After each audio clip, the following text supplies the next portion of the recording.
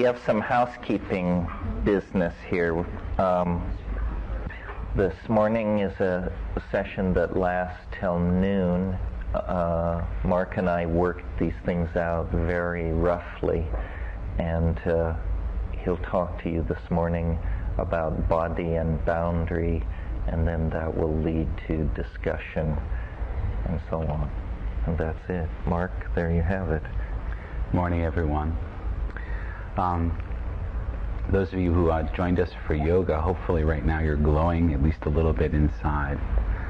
I actually found the amount of energy in the room, particularly when we were meditating at the end, to be outstanding. I do that meditation a lot, and I was almost blown over a couple of times by the amount of energy that was in the room. I'm going to spin a myth, a story, and it's a scientific story, maybe, and it has scientific verifiability. Verifiability? Maybe. Verisimilitude. Veracity. Veracity. Maybe. You can put it to the test by yourself. You can put it to the test in large populations. And might be the foundation for an understanding of where we are right now. So I want to flash back to 1992. And I've gone to San Francisco, and I've turned my basement into a laboratory, and I'm building head-mounted displays with ocular components so poor that I can focus on almost any source now. And we're sticking our head into virtual worlds, and we're building very simple things. And we're just exploring, which is really all anyone is doing at this point in time. And at the same time, I'm starting to get this rising sense of ontological uncertainty about what the real is, that my psychedelic experience is starting to conflate with my experience about reality as it is in a non-psychedelic state. And I don't really think I know what's going on. Fortunately, serendipitously at this point in my life, in walks a bona fide mad scientist. And his name is Dr. David Warner. And David Warner, at that time, was at the Loma Linda Medical Research Center in Riverside. And these days, he runs the Center for Really Neat Research. No kidding. At Syracuse University. Really neat. Center for Really Neat Research. At Syracuse University. And Dave's trip, in particular, although he has a degree in philosophy and a degree in neuroscience, his trip used to take really cheap little electronic pieces and work them so that they can enable children who've had severe cerebral or neurological injuries. So say a child who had an accident coming out of the womb and has a break at their second vertebra, which means they can't even breathe without a respirator. Well, what kind of life can that child have? Well, that child, whom they got when she had barely been born, is now planning actually on becoming, I guess, a rocket scientist. Because she's been outfitted, even in her wheelchair, with very simple sensors that can read her eyes, and things like this that can enable her, and all of this used to cost tens or hundreds of thousands of dollars. But in fact, there's so much technology, so much detritus lying around, that if you think about it creatively and you think about it from your heart, how can I help this person? You can slap things together in any particular order and come up with things that are completely amazing. And we don't normally think about it like that. We think about it like big science, like you have to really go to work and engineer the problem. We don't think of it as something you can simply hack together to enable a person to become whole, or at least to be able to effectively allow them to communicate with you in the outside world. Because that's what we're talking about, is the spinal cord in that sense is our facility for communication. So when I say that the sun rises and sets on Dr. Dave, this is what I believe, and most of the people who've ever met him tend to think the same thing. He's a bona fide mad scientist. He'll never be rich. He might someday be famous for being a mad scientist, but he has an awful lot to say about why we do things. He's definitely, he started off his career as a Marine Corps drill instructor, so he can be very, very persuasive. And over the course of 1992, I got a horse doctor's dose of his persuasion. So you can picture this evening in a sort of musty San Francisco basement in front of a great big chalkboard, and I got a spiel, which he at that time was calling perceptual cybernetics, which is something I'm still using as a word. It's a great big double word. He also calls it neurocosmology now. And it's to deal with the way that media or information in the universe interact with us. Now that said, what I'm presenting to you is a model. It's not the God's honest truth. You can probably poke holes in it, but it's useful to understand certain things. So we're going to take the entire universe right now, and we're going to trisect it. And I'm going to say, okay, everything that's outside of me, the physical reality, objective or subjective, we're going to call that phi. Sort of physical. You can think of it that way. Then we're going to take the universe of the interior. Everything you're thinking or feeling. The things that you have to struggle to communicate because they're innate inside of you, but they don't always get out. We're going to call that psi for the psychic realm. And then we're going to take the body, the physical being, this thing that sits between, and that's the very important point here. And we're going to call that fex. I think he has another name for it now, which is slightly more romantic. Or we could go to the William Gibson term and call it the meat, and we'll come back to that. And it's not important what's in Island 1, or Island 2, or Island 3. What's important is that there are boundaries between them. And I will give you 2 examples to illustrate these boundaries. Exhibit A, a remote control. Now note, it'll turn the VCR on and off. Did you see anything? No. It's infrared light coming out of here. You can't see infrared light. You can't parse the information. So this is information that's freely available in the physical world, but it's being stopped at the boundary to your body, that boundary between the physical and the body, because you aren't equipped. You don't have the sensors to actually be able to see it.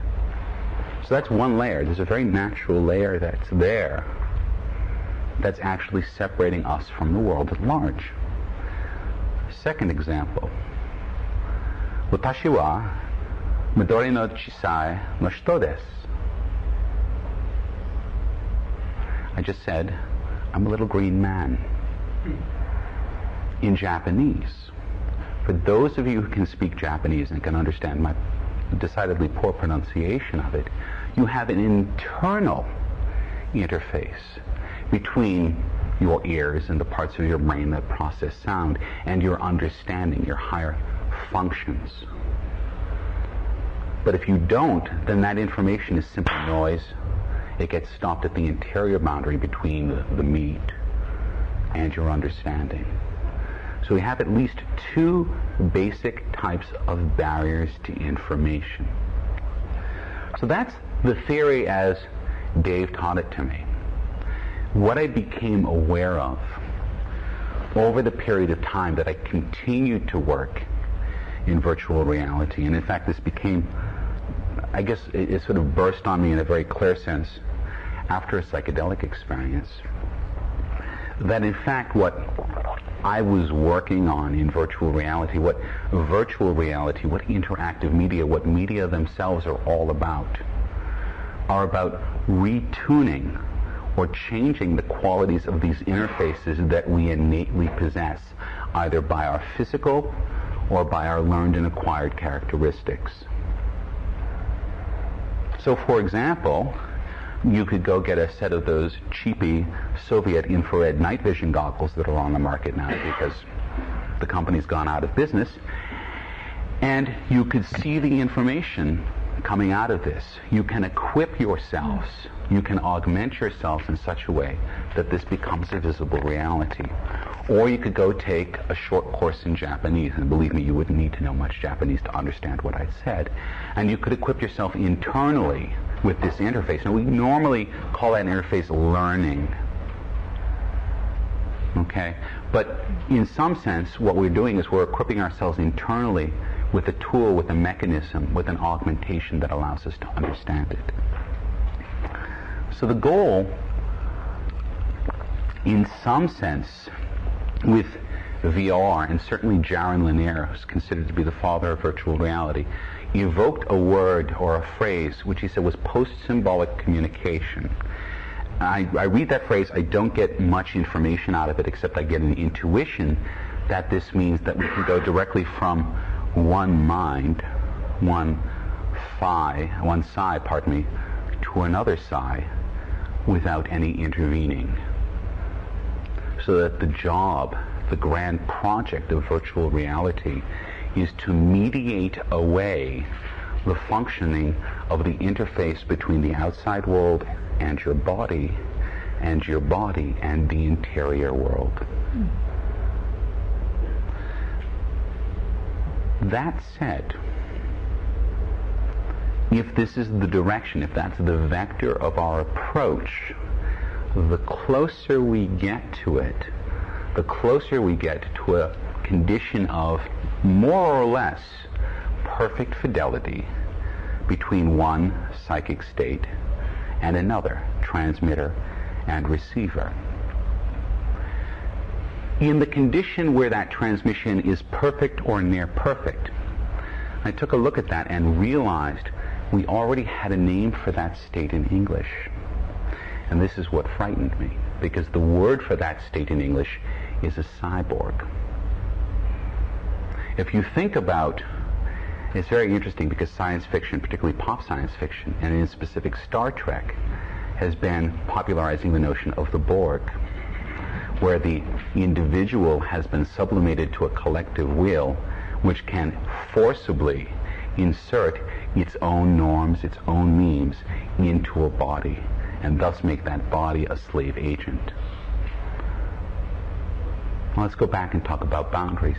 The boundaries of your body, the boundaries where you exist, both internal and external, are there for a reason. They keep you alive. The absence of boundary is not a condition that is normally associated with living systems. When you lose your boundaries, or when you bridge them without thinking about what you're doing, you can die very quickly. So the boundaries that exist in us to biology, to information, exist in order to preserve the integrity of yourself.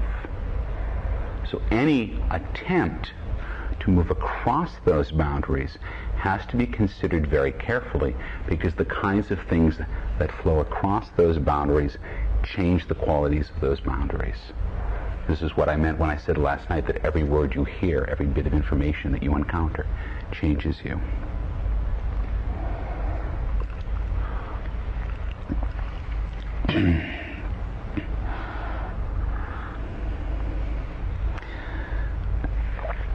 But this is the human condition. That's the other side of the coin. The human condition, ever since the first woman uttered the first word and sent something across the void, actually bridged the gap of perception from one mind into another mind. This has been going on. So there might have been some point in the past where a human being was a self-contained unity, but that also might have been a pre-human state.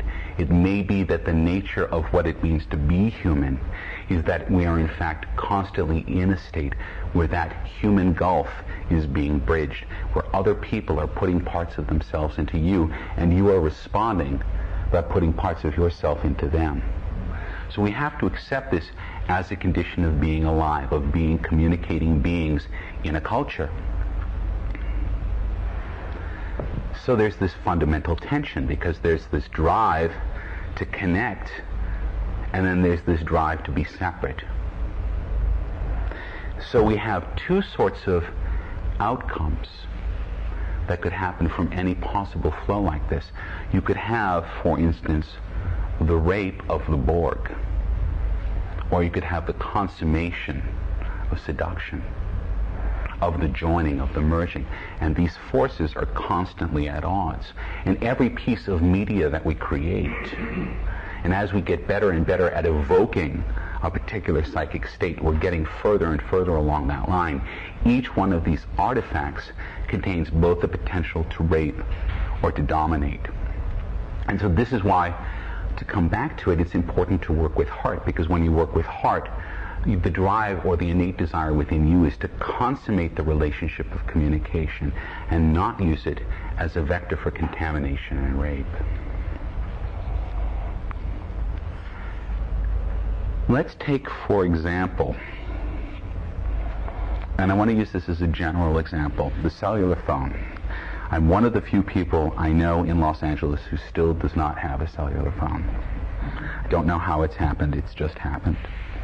But I've seen something happen time and time again with all of my friends as they get the cell phones. The first thing you hear is, oh, well, I just need it for work, or I just need it for a few calls. That's day one. By day 14, give or take, it's been thoroughly incorporated into their ontology. It's a form and a mechanism of communication that they have adapted to. It's a near form of telepathy.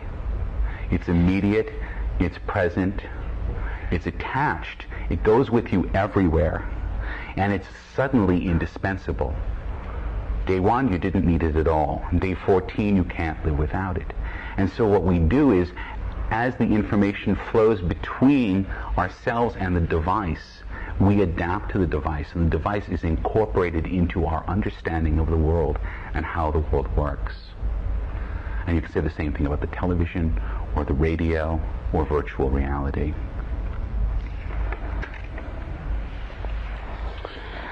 I'll stop there and you can come back.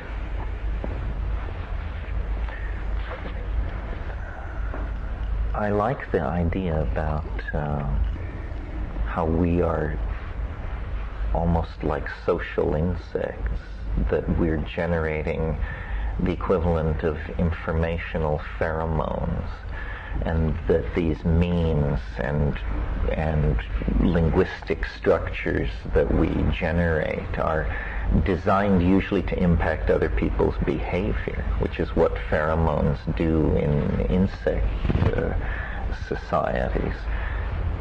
So, and I also was interested in what you said earlier about the interfaces between the boundaries. It seems to me that one of the things we're going to have to get used to is states of being that are very non-referential to meat, and that it's very hard to, that essentially what the body is a kind of metabolic knot in time, and so everything is perceived through the energetic unraveling of metabolism. It's what makes life possible. But on the other hand, you can build from that platform into areas that are not so clouded by the fact of an animal body. I think psychedelics, especially the high-dose ones, seem to show this. So I'm imagining one of the things that we're going to have to get used to is points of view that are not human at all, but that will be ours, to put up and take down as we want.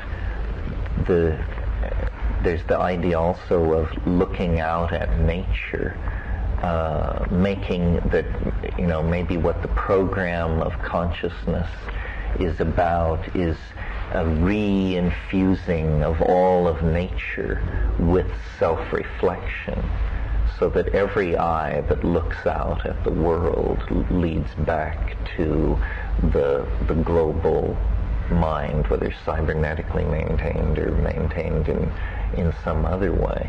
In other words, we're like causing nature, well, not causing, cause and effect is tricky here, but we are part of an emergent phenomenon of nature's self-awareness. nature as information is somehow in an embryonic state, and human societies as purveyors and generators of information have become the medium of this dynamic which infuses us as animals with the presence of, I don't know, spirit, the divine, an awareness of hyperspace, something like that. Everybody who's heard me more than once knows that I think of psychedelics as essentially boundary dissolving agents, that's what they do. Culture is the antithesis of this. Culture is a limited game, a limited piece of software run on a machine much more powerful than it is, and it defines behavior. Well, Mark is right. If you breach really deep boundaries, you die very quickly. If you insist on stepping into high vacuum or walking on the bottom of the lake without the benefit of scuba equipment, you quickly cease to be a functioning being. On the other hand, there's some kind of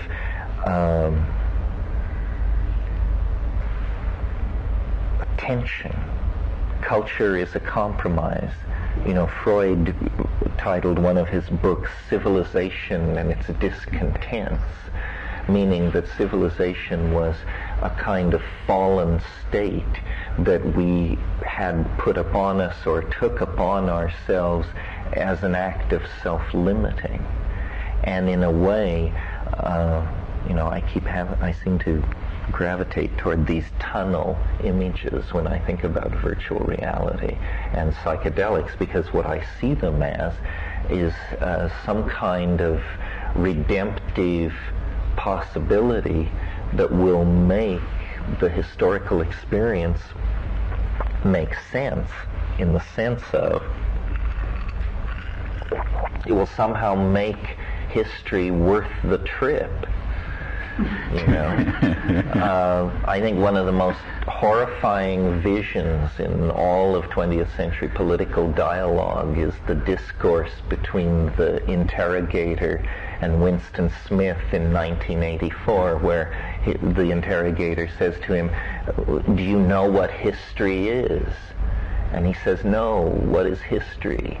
And he says, "History is a human boot smashing into a human face forever." Well, this is, this is unacceptable. This is inconceivable, and the overcoming of it is by turning the tools that these pathological behaviors created out of science and positivism and so forth into actual elevators of human potential and intent. And the boundary issue is critical. In a way, I think what's happening is we are becoming many species.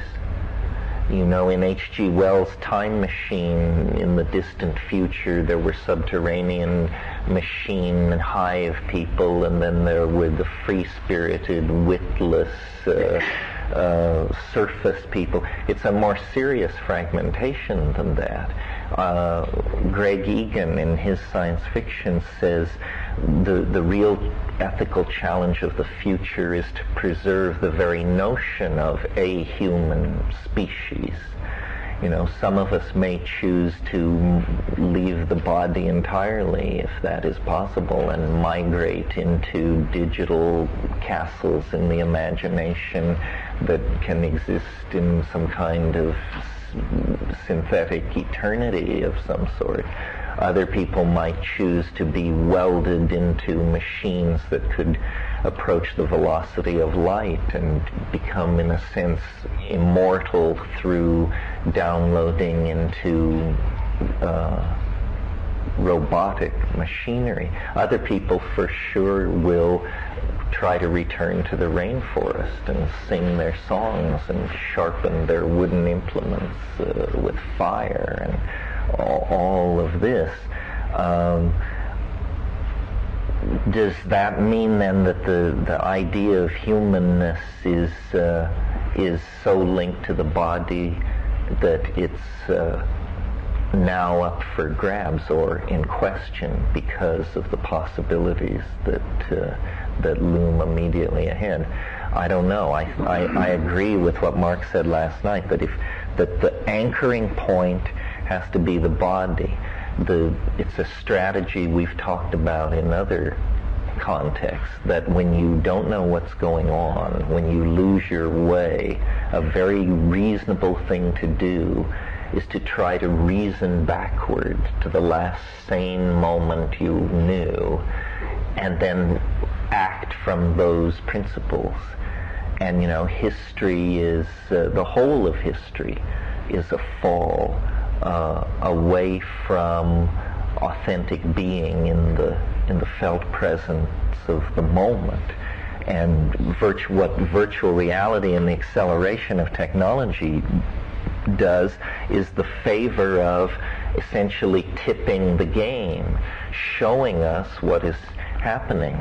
The kind of analysis of media and cultural artifacts that has been possible since 1950, McLuhan and so forth and so on, was literally, those thoughts were unthinkable before that, because the reign of print-created linearity and positivistic understanding was so unquestioned that no one could lift their nose back from it to even inquire what it was. The whole last half of the 20th century is the dawning realization, the same personal journey that Mark made, we all made in some way, which was the realization that reality is not only not what it appears, but what it seems to be is something barely imaginable, Englishable, and discussable.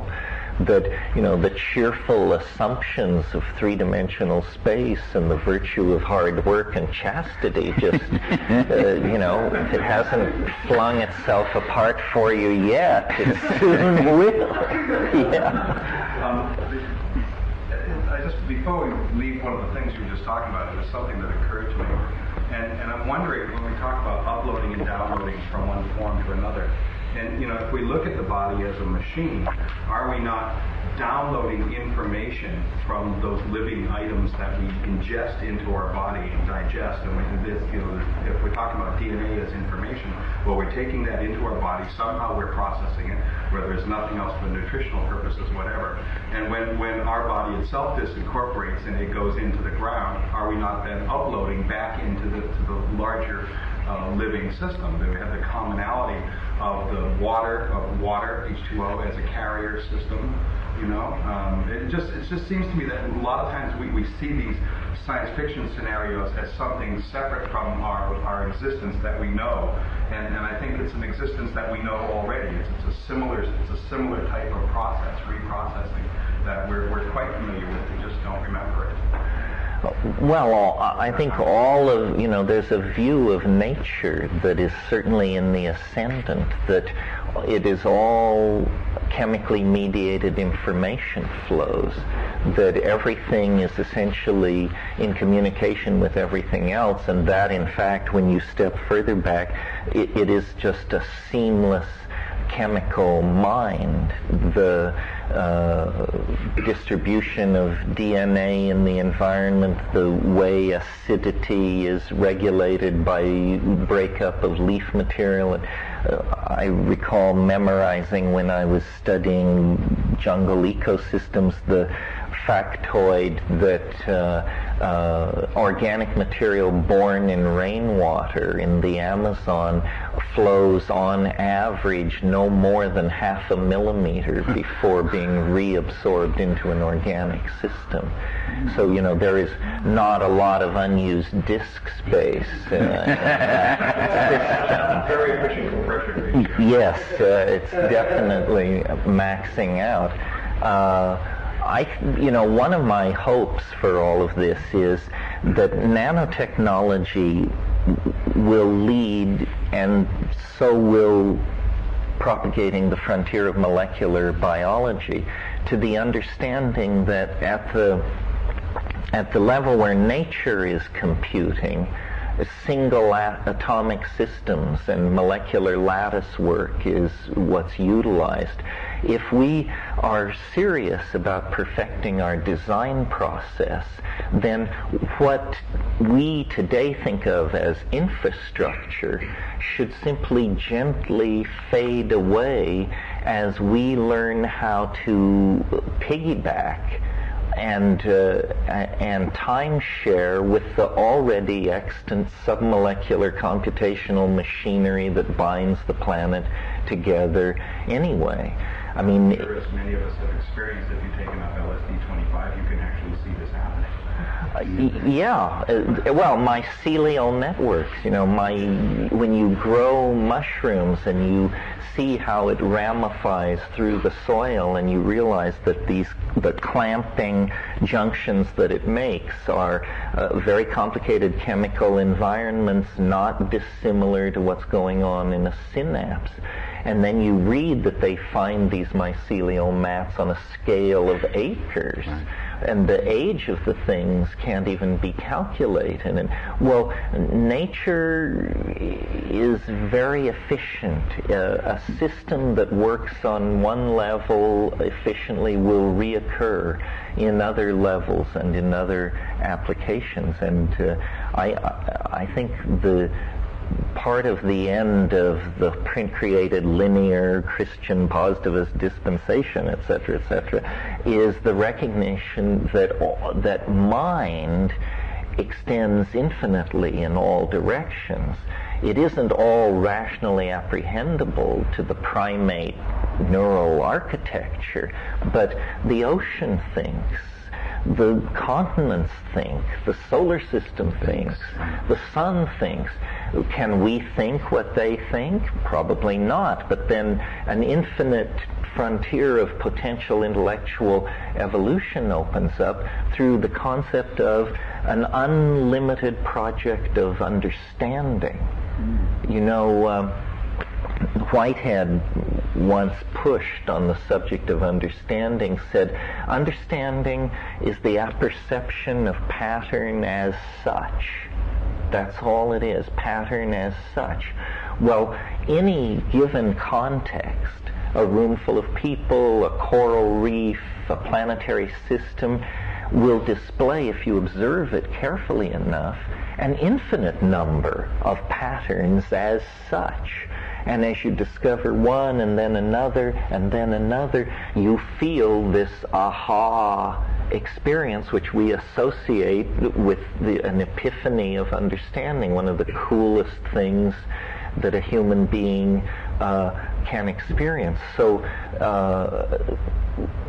this is why what Mark said last night about virtual reality being a tool for seeing nature at different scales is so, that gets my wheels turning, because I want to see planetary processes. I want to see the heat flow from the polar ice caps to the equator. I want to understand the salinity of the oceans. I want to grasp the speed at which volcanism is altering the seafloor and the atmosphere. Well, these are God. This is what God does.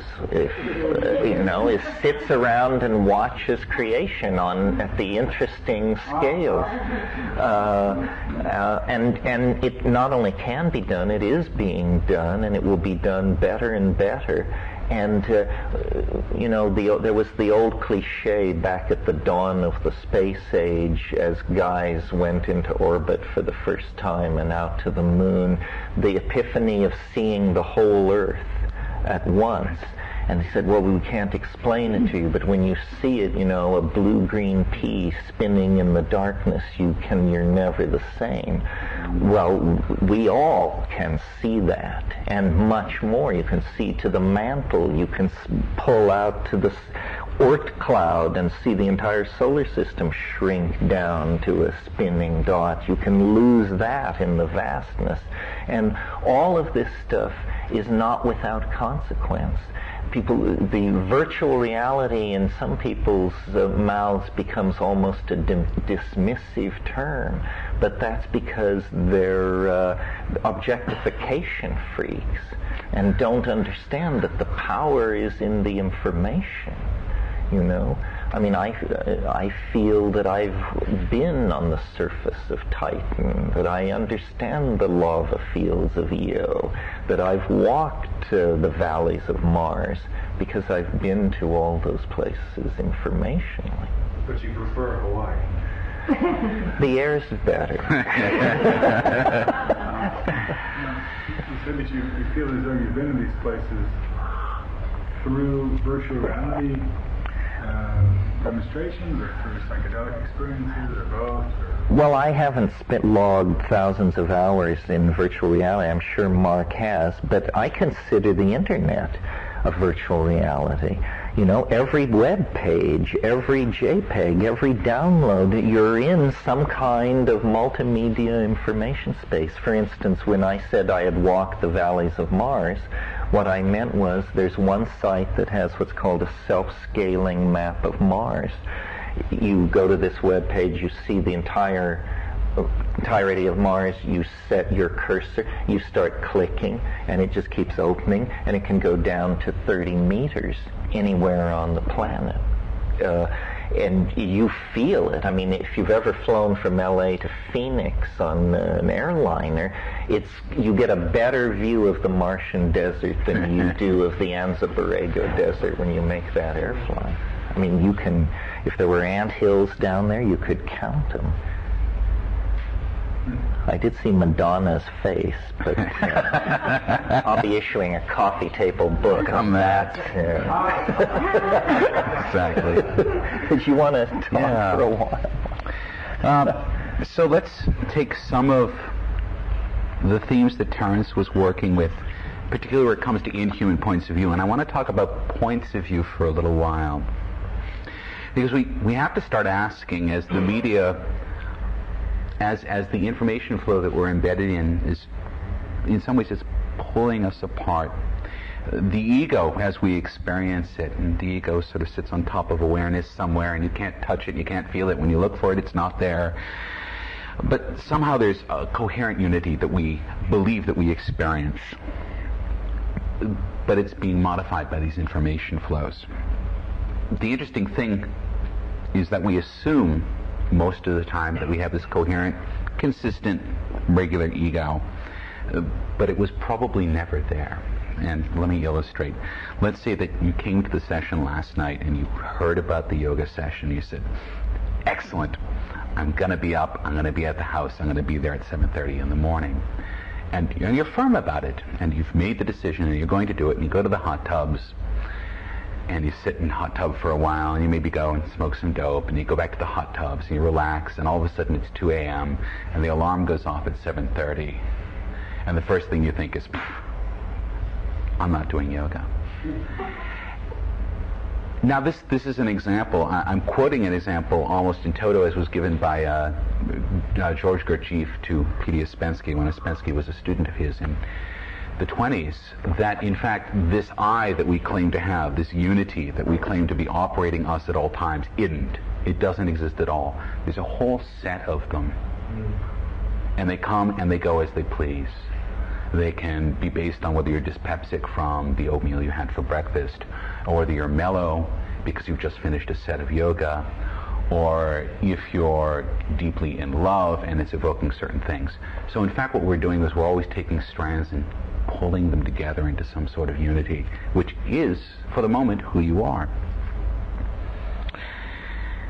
Well, this information flow that we're experiencing, particularly with respect to the internet and with respect to virtual reality, appears to be amplifying and intensifying this drive to multiple personality. It appears to be making it more visible to us. And I'll give you a case in point. Sherry Turkle is a psychologist, child psychologist, developmental psychologist, and researcher who until recently was at the MIT, I believe, in the Media Lab. And she'd done a lot of research on people who use in spaces that are called either multi-user dimensions or multi-user dungeons, or shorthand MUDs.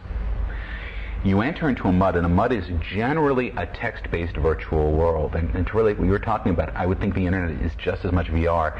We have different levels of fidelity on the experience. Is it a visual experience? Is it an oral experience?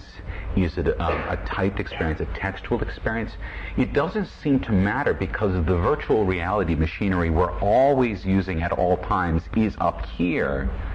It's not something that's out there. We can maybe do better tricking ourselves from moment to moment if we have pretty pictures to look at, but really that's just a form of hypnosis. So we have people who are participating in these multi-user worlds, and part of what you do in this multi-user world is you create a character for yourself. And you live in that character while you're participating in that virtual world.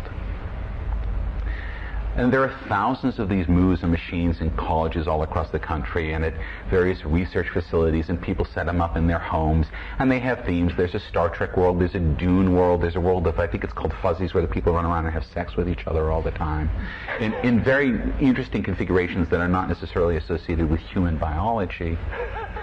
And so you find these characters and your character developing out of this, and you might have a very specific form of a character. I might be Xena, or a big warrior princess in one of these worlds. And when I'm interacting in this MUD, I'll take on all of the characteristics of this person. I'll functionally be this person. I'll draw the lines of my being together in a configuration that creates that person.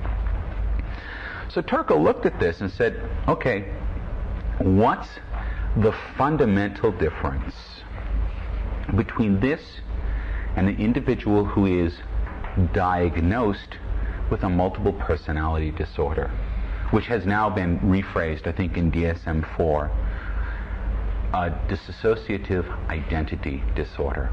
But we're familiar with the concept, right? People who have personalities that become dominant, but they have an entire sea of them. It's almost as if that normalcy that's in each of us in these particular individuals has been amplified to the point where the ego doesn't note the personalities coming and going. The personalities simply shove out, and they are the person. And then it submerges and another one comes out. Well, of course, there's a contextual difference, because at some level you're switching between your warrior princess self and your software engineer self at any moment in time. And you can make these contextual switches quickly, right?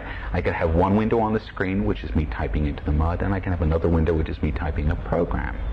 And if I'm really facile with the manipulation of my personality, I can go back and forth between these very quickly. I actually find that very difficult, because when I'm invested in a character, there's a lot of energy there, and so I don't want to make the transition too quickly. What we see, particularly in cyberpunk science fiction, is that this quality of dissociative identity is identified as a positive aspect. In William Gibson, repetitively you see the image of characters who are ridden by the Loa of Voodoo, that they literally disassociate themselves and become a god form, and the god speaks through them. So this is one set of identities that are being drawn up because of information that they're drawing through the net, which is producing a new personality in them. I think, and I want to assert for testing, that our children particularly are becoming facile at this, because our children are growing up in this web of connectivity. A child who's 6 years old will never have known a world without the web, or without communications on a massive scale that can individuate particular parts of their personality in specific directions. One of my friends actually pointed out that this is all happening before their brains are fully formed, before the corpus callosum sort of shuts down their possibilities in a biochemical level for change.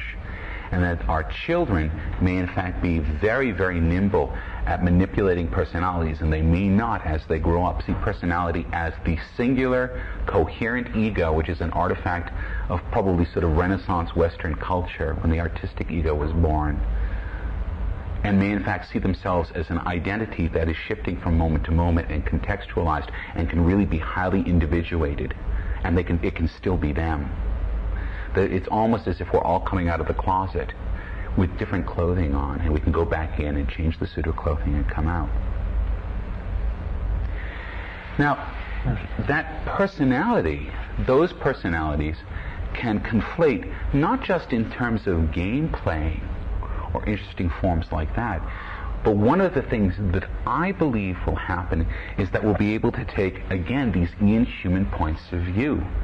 So that it might be able to be possible to come up with a personality that can conflate its identity with the Gaian logos.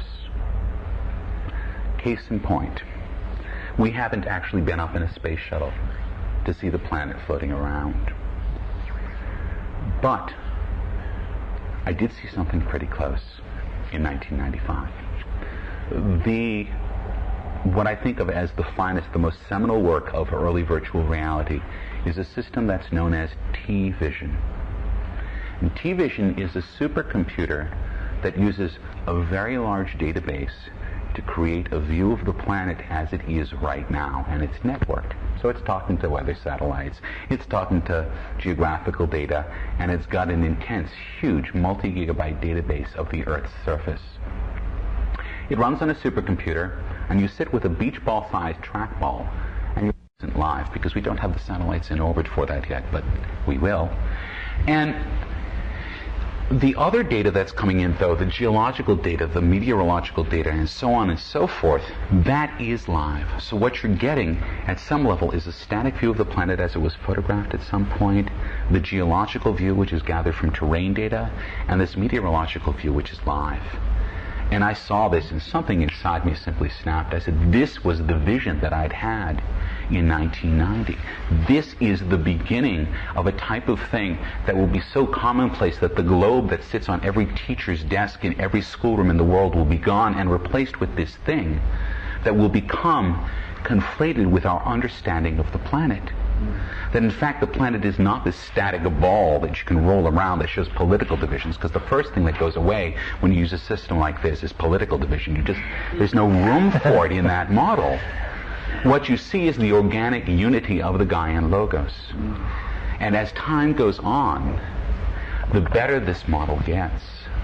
The better this model gets, the more identified we become with it. Like the cell phone, it becomes a technology that we incorporate, so that one of the personalities that we can identify with will be the personality that is identical to this Gaian entity.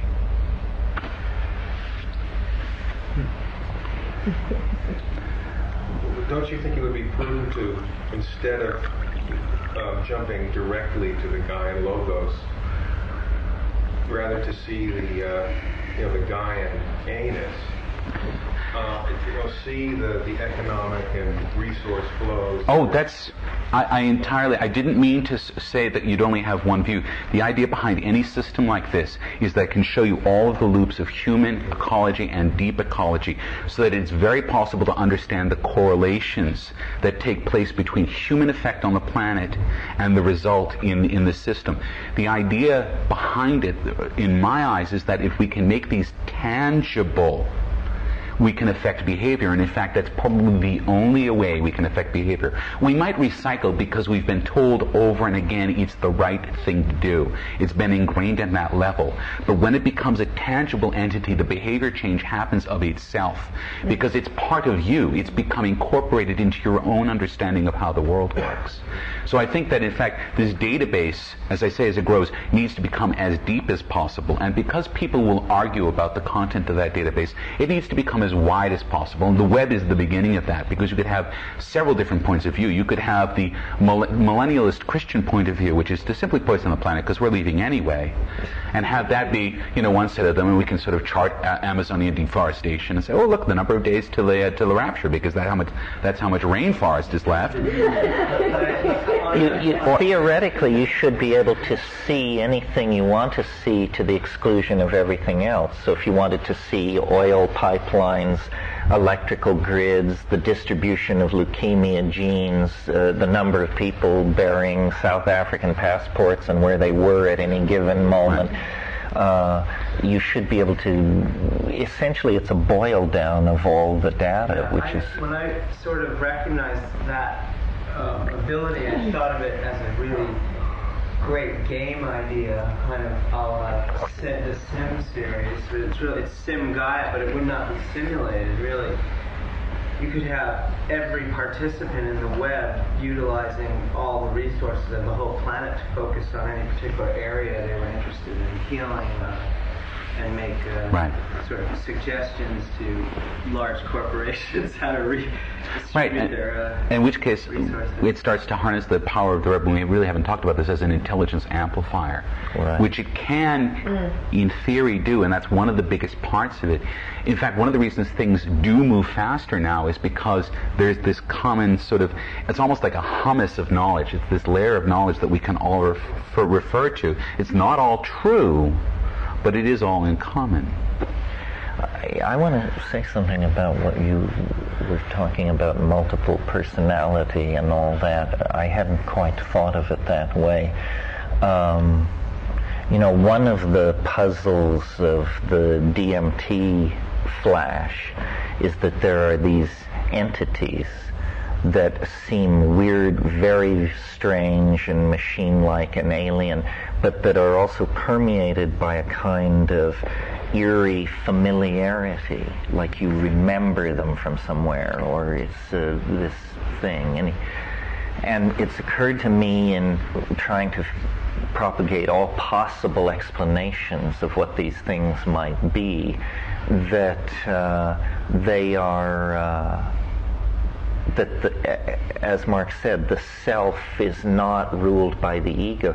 The self is actually a kind of elfin swarm of these, and this peculiar elf quality, which I've described as elf machine-like and somehow based on language, is that these things are, and don't ask me to explain too deeply what this means, they are fractal refractions of one's own personality.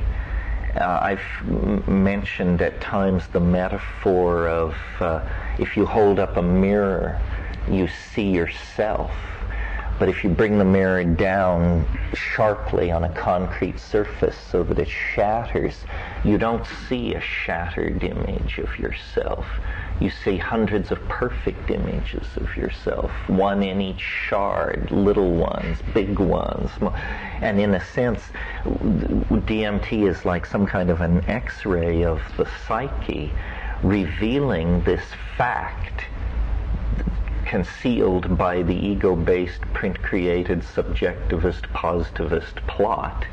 The fact that you are not who you thought you were, that you are not an ego bound to a body, but that in fact that is some hideous convention that culture and phonetic alphabet and all these things have forced upon you.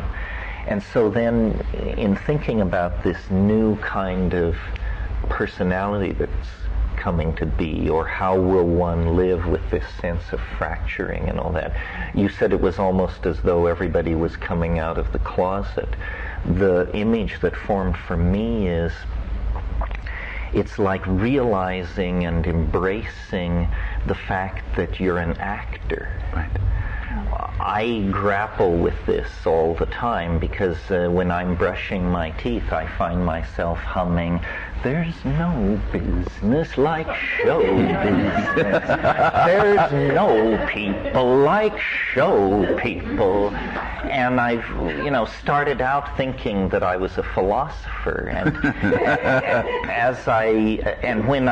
the way I live in Hawaii is so entirely different from how I am on what I think of as the job, that I have just had to accept that I'm this very strange person and have peculiarly defined relationships with almost every single person that I deal with.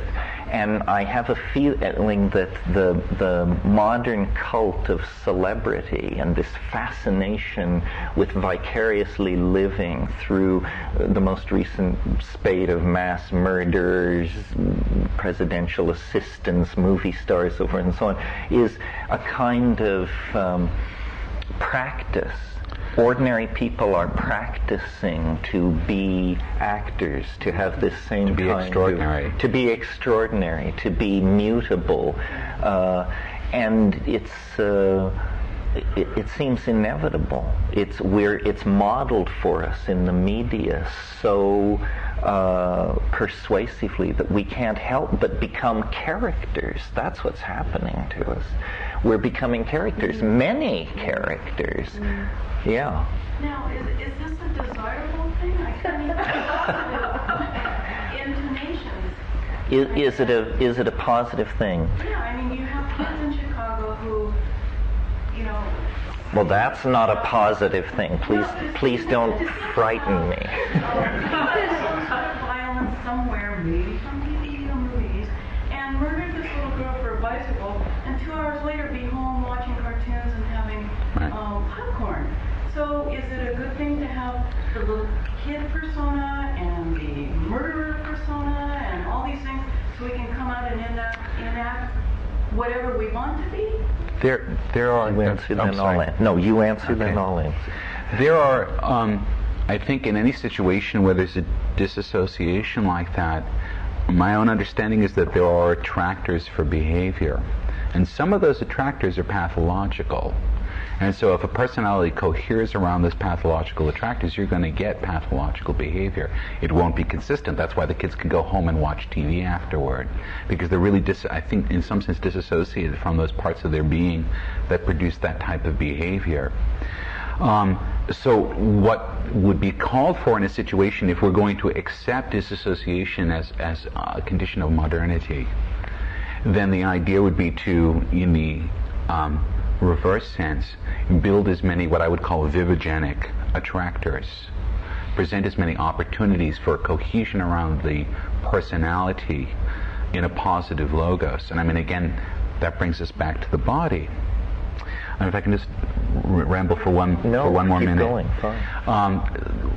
Which led me into the concept of techno-paganism, for lack of a better word, and that's a placeholder, which is a positive response to this type of fracture, that I can, through ritual practice, through magical practice, build areas in myself that allow for that positive cohering of the personality, which doesn't have to be any single one personality, but can be a range of God forms. Because paganism is a study of the archaic God forms, which can represent the archetypal elements of my psyche, so that I can bring them forth in a particular situation or toward a particular task. So that I could, do Pan if I'm going to be in a sexual mode. I can do Hermes or Mercury if I'm going to be in either communication mode or I want to trick someone. Okay, I can do Cernunnos if I want to sort of be, sort of the very sort of primal male, or I can be the mother if I want to be very nurturing, so that all these primal God forms can act as loci for accretion of a personality around a particular point. And my magical practice has been much that for me, as a point of stability in there. I'd like to draw it just back to Terence's inference that, or what I took from it was that,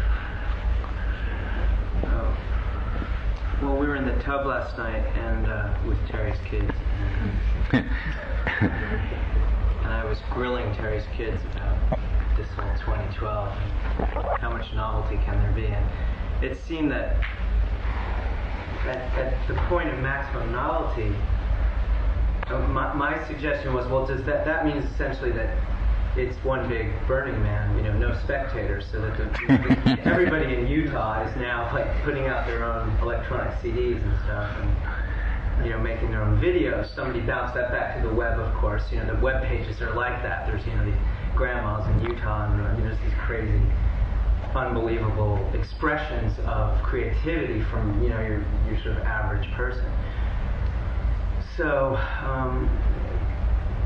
is that maybe what that level of novelty would be moving towards? Is it the Truman Show, or waiting for Guffman, essentially? Like, No, I think we're probably close to that now. Yeah. What with see you, see me, and people who sell the fact that they exist on the internet through 24-hour cam. MyFirstTime.com. Yes, exactly.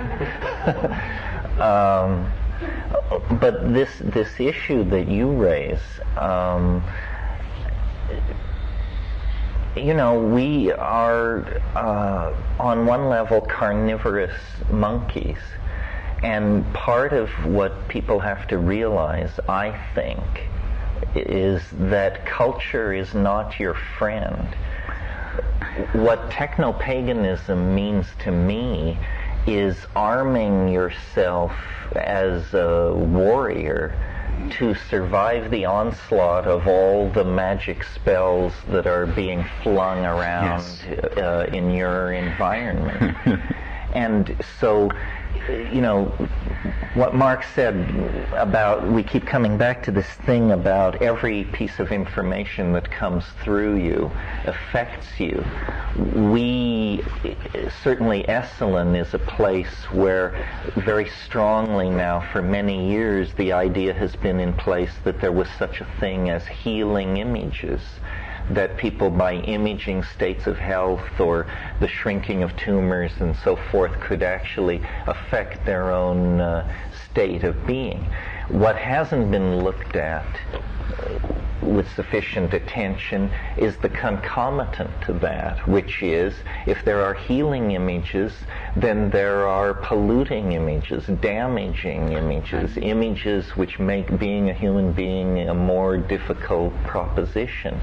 And we have been very loath to examine this because we are very deeply committed as a culture to the idea of freedom of expression. But the doctrines of freedom of expression and universal education and so forth that we're so fond of were formulated before the rise of modern mass psychology, marketing theories, the Joseph Goebbels contribution to the situation. That's right. And I think people are responsible for their mental health. To assume that you are born mentally healthy and will tend to stay that way is preposterous. All kinds of forces are trying to turn you into a compulsive, an obsessive, a sexual psychopath, a wannabe this, many forms of intellectual pollution abound. And people who endlessly imbibe mass media are at high risk for pathology. And when I hear about these things that go on, not particularly this one you mentioned, but the ones where kids go to schools and blow other kids away somewhere in the South, and then immediately what the media portrays is a week of church suppers and mass mourning where everyone asks, how could this happen? Well, church suppers are what drive people.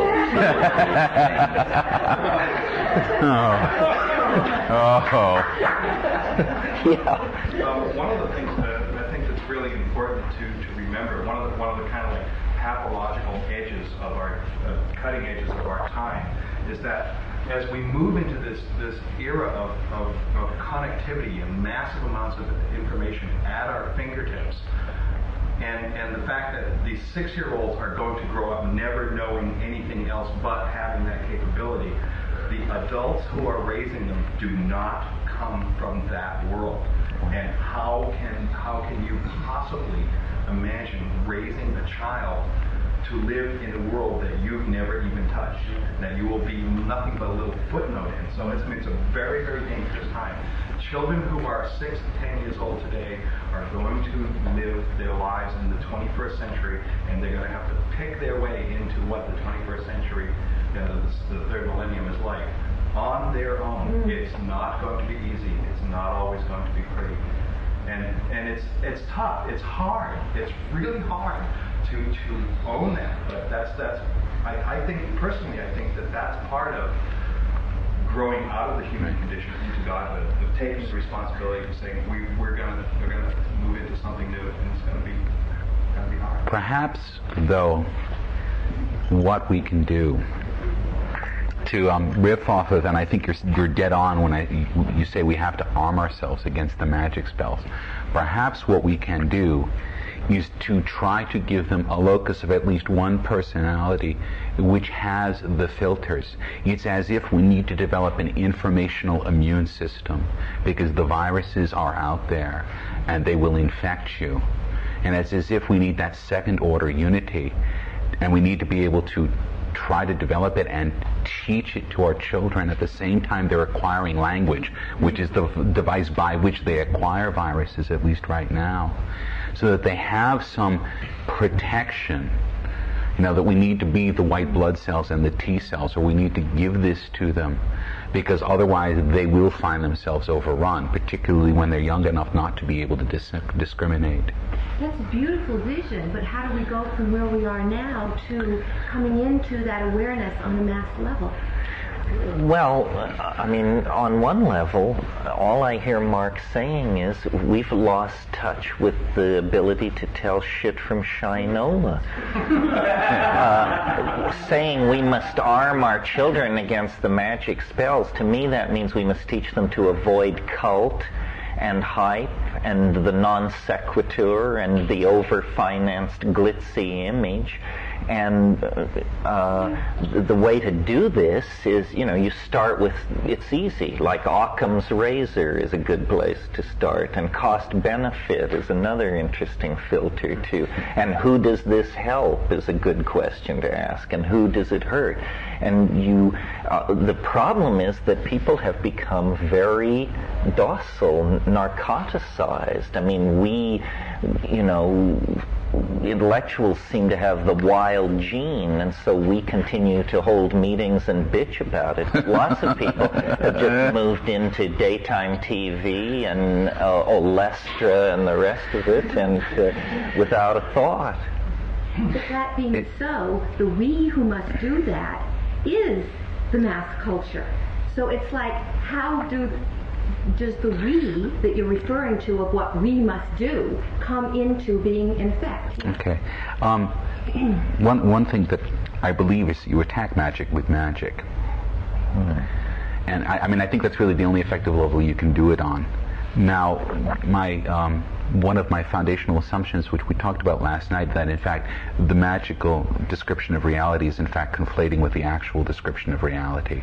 So that in fact magical training, I think, is going to be a cottage growth industry over the next 20 years.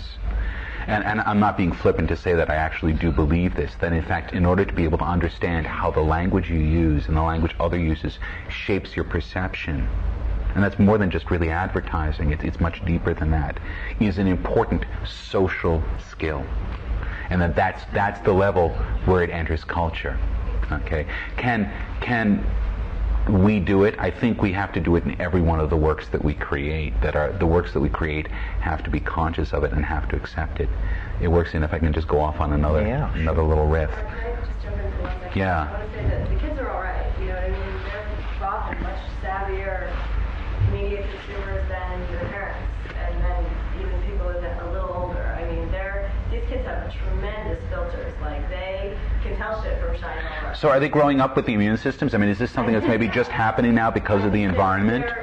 They are naturally attracted to quality stuff, to intelligent stuff, to the authentic. Yes, the authentic, right. That's, keeping it real is the buzzword. That's what they want to do. That's very encouraging to hear. Yeah. It might also be as they grew up constantly switching perspectives and forums. Right. And that's the trick, is to learn to be able to see it from the outside. As soon as you can see it from the outside, know what's happening, you can stop it. It's being stuck inside, you can be able to see it. Yeah, they're so these kids grew up changing perspectives all the time. They're more immune naturally. Yes, I don't think that kids are the problem. I think the problem is the momentum from the older generation that is still trying to hang on to the levers of the engineering and design process. Right. And they don't know why they're hanging on, because it doesn't serve them. You know, the future is inevitable. You can postpone it a decade or two, but that's about it. Well, it's because they're risk averse. They don't want to let go because they're afraid of what they don't know is there. And it's like hanging on to any losing position. Ultimately, it's going to change, and they're going to have to let go. But in the meantime, they don't know how to. Well, you know, Max Planck said physics proceeds funeral by funeral. There's a beautiful anti-spell to that notion, which I think probably has to be circulated in culture as a bit of a meme, which is, it's not what you don't know that'll hurt you, it's what you know that ain't so. That ain't so. It's Marlon. And in some cases, we have to get over the fear of not knowing what the future is, because what we know, or what we think we know about the present, ain't so. If you go back and look at various people's efforts to triangulate the future, the very best people got it wrong. I mean, if you look at the history of efforts in the 20th century to predict the future, probably the most successful was Brave New World, which in 1937 pictured a very realistic world based on genetic engineering that is still further out than anything we've arrived at and still could be realized. I mean, he understood the hellish marriage made by marketing, genetic engineering, the wish for social standardization. There's not barely a mention of computers in that or in 1984. Well, in 1984, the telescreen was a surveillance system. Clark got those right. Yeah. There's a grappling with chaos going on between Rushkoff's Children of Chaos sort of scenario, like that those kids are, perceiving a discontinuous reality through the media, and that they're actually maybe quite more adept in think at deciphering or siphoning off what they need from it, but also the I'm sorry, I lost my thought. It was just from the last thing you said about chaos. Oh, well, I didn't mention chaos and can never recall the last thing I said. So you have my sympathy, but not my help. No, I'm sorry, I got it. It's really more about the visionaries and the Brave New Worlds, or what we got out of the influence of computer culture on science fiction, which was cyberpunk, but which was still really steeped in chaos as its premise. I mean, really, what makes those, what made cyberpunk different than, Clark's foundationism or any of this sort of Star Trek approach was it's chaos. The element of chaos. That it's a completely chaotic cyber universe. Right, and in part that's because of the incredible information flow that has really just made everything diffuse in some way and not non-linear. And it's very multiplistic. It accepts that there are going to be all kinds of social ecosystems and people working different angles. The street finds its own uses for things. So I want to ask a question, which needs to be asked for two reasons. This multiplicity, which is both the present and probably in the future a more prominent condition, is this a frightening condition? Is it frightening when you look at it as an individual and you say, this is happening to me or happening to my children? And is it frightening when you consider everything as a whole? And the reason I ask this, and does it have a sort of demonic aspect to it, in the sense of really sort of looking dark? The reason I ask this is because the cultural historian William Irwin Thompson has noted that repeatedly when there's a transition of age in civilizations, that in fact the forms of the new civilization are always perceived as demonic by the civilization that's fading away in face of it. All right, so that when we look at this, I look at, and it's funny, just a brief little story. Last week after years of wearing glasses, I finally got contacts again, and I decided I didn't want to smoke when I was at Eslanol. I've been doing it a little bit, so I put a derm patch on. And I looked at myself in the mirror and said, damn, I've become a cyborg. I've become a character out of a Gibson novel.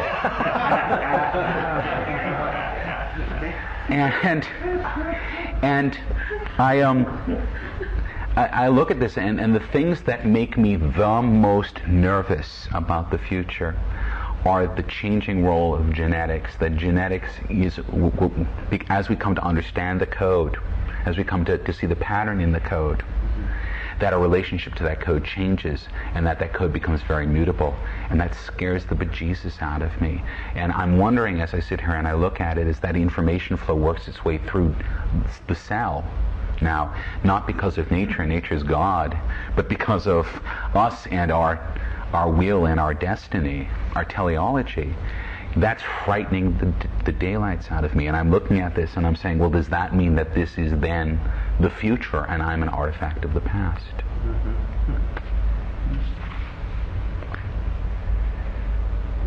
Yeah, the cybernetic revolution is in all of our faces because we all surf the net and experience it daily as a growing and changing environment. This genetic thing goes on somewhat in the background, but if something happens to you, then you go to Stanford Medical Center and then you discover what they've been up to and what's on the menu for you, you know. And we were discussing last week, you know, they're now defining the human genome, and they're defining the 200,000 or so SNP points where there is variability in the genome, and that's where the hereditary diseases happen and so forth and so on. And it is within the reasonably short-term future, all these genes are going to be items for sale, pieces of nanomolecular machinery off the shelf that will make the difference between whether you die of leukemia, remain obese, become schizophrenic, experience liver failure, so forth and so on. And this will be simply in the pursuit of equilibrium, health, and peace of mind. Once people begin to look at genes as drugs, the boundaries between self and world and identity and one's genetic heritage will be erased. I mean, the very notion of a heritage and a coherent genealogical tree begins to make no sense if you're swapping out genes that you buy down at the A&P.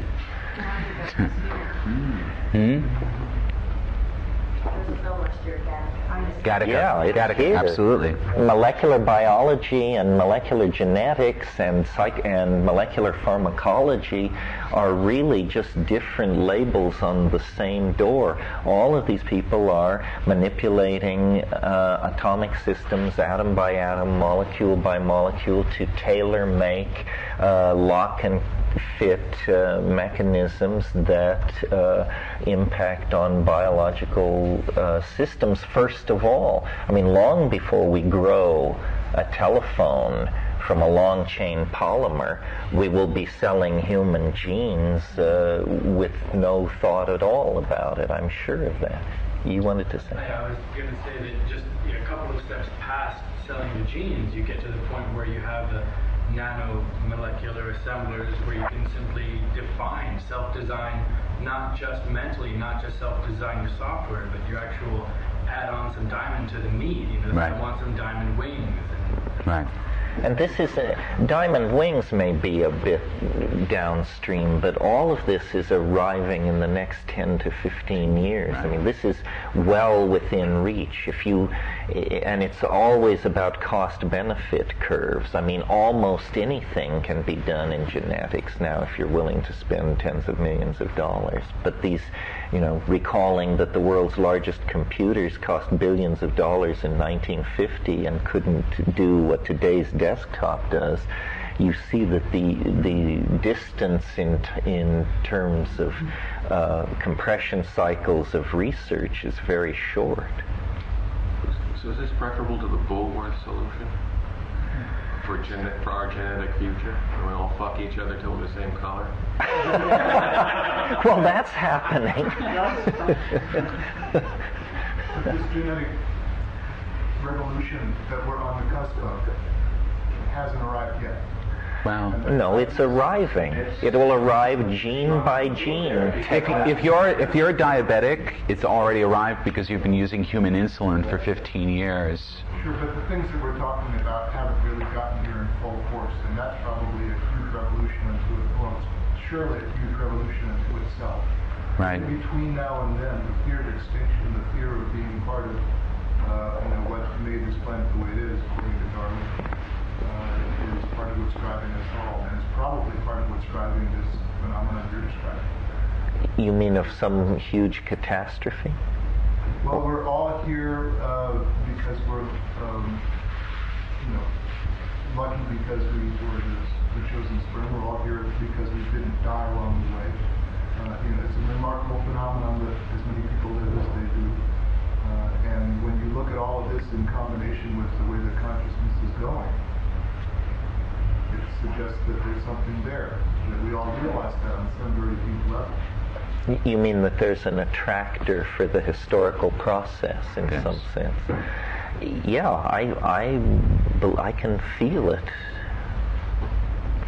And again, it seems to be that the common fabric is the understanding of pattern and the flow of information. That as the understanding of pattern and the flow of information passes through every one of these structures, as it passes through the structure of materials, we get nanotechnology. As it passes through the structures of knowledge, we get virtual reality. As it passes through the structure of the cell, we get genetic engineering. So there's a common river, in a sense, that's running through all of this. Yeah, I, in my most high-flown moments, think of us not as causing this, or this, but that the laws of physics themselves are becoming more permissive, that the emergence of biology was a consequence of certain temperature and pressure and chemical regimens coming into existence that had never existed before. And then once those regimes were established, biology was an inevitable follow-through. And I think what we have established uniquely on this planet is a domain of epigenetic information flow. Information that is not coded into genes, but that is coded into much more ephemeral, culturally created language systems, and that this epigenetic language domain is somehow much more mutable than the genetic language domain. And so potential emergent properties appear in the epigenetic domain with greater speed and frequency. They also have a kind of autocatalytic or synergistic effect on each other. So the phonetic alphabet makes possible science, which makes possible a new industrialism, which feeds back through R&D into science, and you get and it's that information is more and more expressing its true nature and less dependent on the medium through which it flows, which was once geological processes, then genes, now once human languages, now computer languages being iterated at tremendous speed, and where this leads we cannot say, but where it points we can say. It points toward transcendence. Well, that's the 100th monkey syndrome, the third monkey syndrome. I've heard it explained two ways. Knowledge creates knowledge and creates self. But the important thing is that there is an asymptotic acceleration. It's not simply a ramp into novelty. It's an ascendant curve which has now become almost vertical. Yeah, Mark. It seems that something that I've been thinking about for a number of years, which brings us back into boundaries. from what we understand about the beginnings of life on Earth, it formed at the most important boundary that we know of on Earth at that time, which was the boundary between the land and the sea. Then, in fact, the stasis of the land and the stasis of the oceans were both insufficient conditions for the creation of self-organizing systems. That, in fact, the tidal pool represents the locus, the change, the dynamism, the fact that forces, perhaps self-replicating clays, we don't know, were constantly washed and then dried and then washed, forced these systems into some sort of self-organizing principles, which became the template for what we know of as life. And this has then been repeated, because then we talk about the epigenetic transmission of information. And this then, as we've talked about earlier in this session, is the boundary between one person and another person. That in fact it's the information, when it crosses the boundary, to transverse the boundary, is to produce something different in both sides of that boundary. Yeah, I never thought of that before, but in a prebiotic planet, from the point of view of novelty theory, the most action happening on the planet would be the intertidal zone, because every 12 hours it's being inundated and dried, inundated and dried. I mean, it's not exactly a party. It reminds me of the joke, in my town there was so little to do that on Saturday night we used to go down to Ben Franklin's and watch them uncrate freight. But when that's the only game in town, that's where you go, right? So the intertidal zone 800 million years ago was definitely where the action was on this planet, and today where the action is where all this science, money, human ingenuity, capitalistic frenzy all comes together in just an orgy of epigenetic effects. Do you think the origin has any bearing on the outcome? I mean, for instance, does it make any difference whether it was intertidal zones and self-organizing systems, or whether it was panspermia coming from God knows where? Does that make any difference with the outcome? I wouldn't think so. I think probably all paths lead to Rome. I would bet you that even if panspermia is true, that the intertidal zone of the primitive Earth played a role in it, because that's where the energy and the free radicals and so forth would have been available. That's where they were uncarting the freight. Yeah, right. Isn't that just a further barrier between the atmosphere and the space? Yeah, it's the three coming together. Yeah, it's where the three are intersecting with the biology and with the geology and with the terrestrial chemistry possible in the atmosphere and the hydrochemistry possible in the sea, and incipient meteorological contributions, incidental hard radiation from outer space, radioactive heat from the internal processes of the Earth, on and on and on. As when you raise the number of inputting factors, you raise the possibility of an emergent phenomenon. Which makes the interesting points, and I'll come to you in just a second, which makes the interesting points, the liminal points, the points where the roads meet. Those are always the places where the action is. Right. And so if you look in the present culture, where are the roads meeting? Well, the net is, I mean, that's it. Everything points into it now. That's where all the roads are meeting. So it's now throwing out this profusion of novelty and of new forms, because it exists as an object specifically to do that. Yes. Although the current theory is that as things get faster and faster, the danger is not car crashes but parking accidents. Of course. You've mentioned a lot acting with heart in all our actions and on the net and that sort of thing. And I wanted to ask Terence which entheogens, organic psychedelics, are best at opening the heart, stimulating the heart center. Well, somebody else might give a different answer, certainly, but I think ayahuasca, for if I understand opening the heart to mean what I think it means, psilocybin blows your mind, and if you like insects driving spaceships and visions of galactarian hegemony and machines the size of Manitoba busy about their business, psilocybin is good. Ayahuasca sort of contextualizes you in the cosmos. You know, you feel yourself as a thing born and to die, and I don't know, it's very moving. It's also literally moving in the sense that it turns your gut inside out and reduces you to you recapture the primitive nematodal antecedent by just discovering the real power of your gastrointestinal tract. What about MDMA, and is there like an organic substance? I suppose it's ultimately organic, MDMA, or I found that it was most interesting the first few times I did it, and then it sort of was a damped oscillation for me. But you know, the greatest, anybody who's marketing a drug who doesn't market it as a love drug just doesn't know anything about marketing.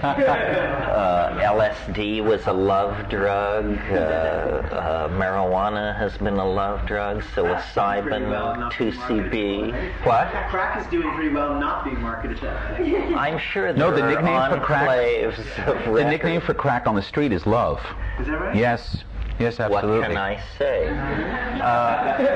And I think the truth is that all that a very large family of alkaloidal and psychoactive agents stimulate cause arousal, CNS stimulation, which in primates means erection and hanky-panky.